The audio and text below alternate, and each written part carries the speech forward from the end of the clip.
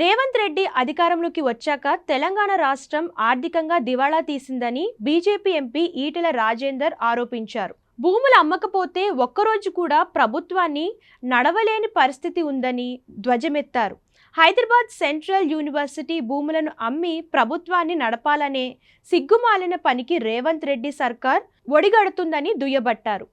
HCU భూముల వేలం నిలిపివేయాలని ఢిల్లీలోని తెలంగాణ భవన్ వద్ద బీజేపీ నేతలు ప్లెక్కార్డులతో నిరసన తెలిపారు. ఈ సందర్భంగా మీడియాతో మాట్లాడిన ఈటెల రాజేందర్, యూనివర్సిటీ భూముల అమ్మకం విషయంలో ప్రభుత్వం ఇలాగే ముందుకు వెళ్తే ఖబర్దార్ అని రాష్ట్ర ప్రభుత్వాన్ని ఈటెల హెచ్చరించారు. ఒకవైపు రాష్ట్రంలో ఆసుపత్రులు, రెసిడెన్షియల్ స్కూల్స్ నిర్మిద్దామంటే స్థలాలు దొరకని పరిస్థితి ఉంటే యూనివర్సిటీకి చెందిన 400 ఎకరాలను ఈ ప్రభుత్వం 40,000 కోట్లకు అమ్మకానికి పెట్టిందని ఫైర్ అయ్యారు. హెచ్సియు భూములు విషయంలో తెలంగాణ బీజేపీ ఎంపీలమంతా నిన్న కేంద్ర మంత్రులు ధర్మేందర్ ప్రధాన్, భూపేంద్ర యాదవ్ను కలిశామని, అనుమతులు లేకుండా ఒక్క చెట్టు తొలగించడానికి, పర్యావరణ ధ్వంసం చేసే అధికారం రాష్ట్ర ప్రభుత్వానికి లేదని వారు చెప్పారన్నారు. ఇవాళ తెలంగాణ శాసనసభాపక్షంగా ఆధ్వర్యంలో ఢిల్లీలోని తెలంగాణ భవన్ వద్ద హెచ్సియు భూముల అమ్మకానికి వ్యతిరేకంగా నిరసన తెలుపుతున్నామని చెప్పారు.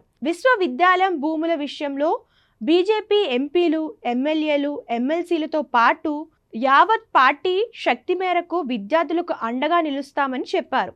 వెంటనే బుల్డోజర్లు, పోలీసులు యూనివర్సిటీని వదిలి వెనక్కి వెళ్లిపోవాలని, విద్యార్థులపై నమోదు చేసిన కేసులు కొట్టివేయాలని ఆయన డిమాండ్ చేశారు. విద్యార్థుల రక్తం కళ్ళ చూస్తున్నారని ఆయన అన్నారు. మా భూములు అమ్మవద్దని, కాంక్రీట్ జంగల్గా మార్చవద్దని యూనివర్సిటీ విద్యార్థులు దీక్షతో పోరాటం చేస్తుంటే రేవంత్ రెడ్డి అక్కడికి పోలీసులను ఉసుగొల్పి బుల్డోజర్లతో పర్యావరణాన్ని ధ్వంసం చేస్తున్నారని మండిపడ్డారు. పోలీసుల చేత ఈ ప్రభుత్వం విద్యార్థుల రక్తాన్ని కళ్ళ చూస్తుందని, వారిని జైలు పాలు చేస్తుందని మండిపడ్డారు. హెచ్సియు విద్యార్థుల పోరాటానికి, యూనివర్సిటీ భూములకు అండగా తెలంగాణలోని మిగతా అన్ని యూనివర్సిటీల విద్యార్థులు సంఘీభావం తెలుపుతున్నారన్నారు.